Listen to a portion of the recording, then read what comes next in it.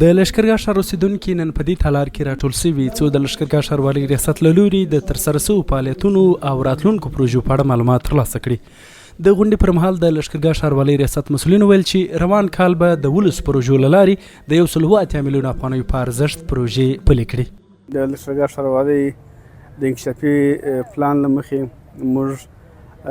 د 1405 مالي کال د لومړۍ روبي د حساب ورکونې یا د معلوماتي غونډه ترسره کړله چې په دې غونډه کې لښکرګاه ښاروالۍ بېلابېلو امریتونو مدیر صاحبانو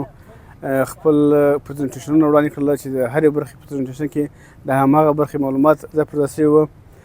د معلوماتو له مخې سږ کال لښکرګاه ښاروالۍ د 1405 کال په اوږدو کې به 19 پروژې پلي کړي چې د همدغو 19 پروژو لګښت به انشاءالله شاوخوا 1.8 میلیونه افغانۍ کېږي.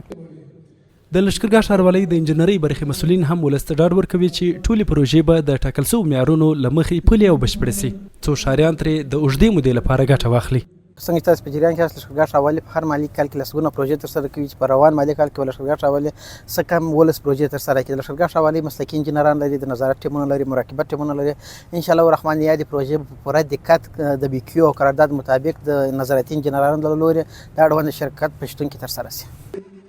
بلخوا د ښار اوسېدونکي د لښکرګاه ښاروالۍ هڅې ستایي خو په خبره لا هم د ښار ځینې برخې رغونې او اساسي کارونو ته اړتیا لري.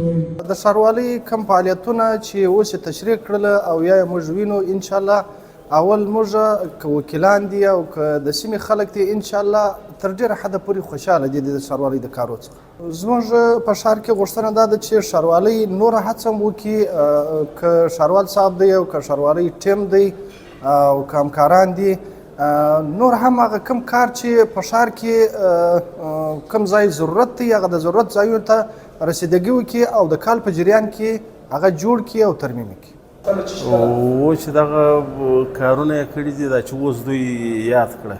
دا ښه کارونه دي د ګڼو خلکو په ګټه دي نو موږ هم ځینې خوشحاله یو. ویلی سو چې لښکرګاه ښاروالۍ هرو 4 میاشتو وروسته د حساب ورکولو غونډه جوړوي او پکښې ولس ته د هغو عوایدو او لګښتونو په اړه معلومات ورکوي چې د ښاریانو له طریقه راټول سوي دي.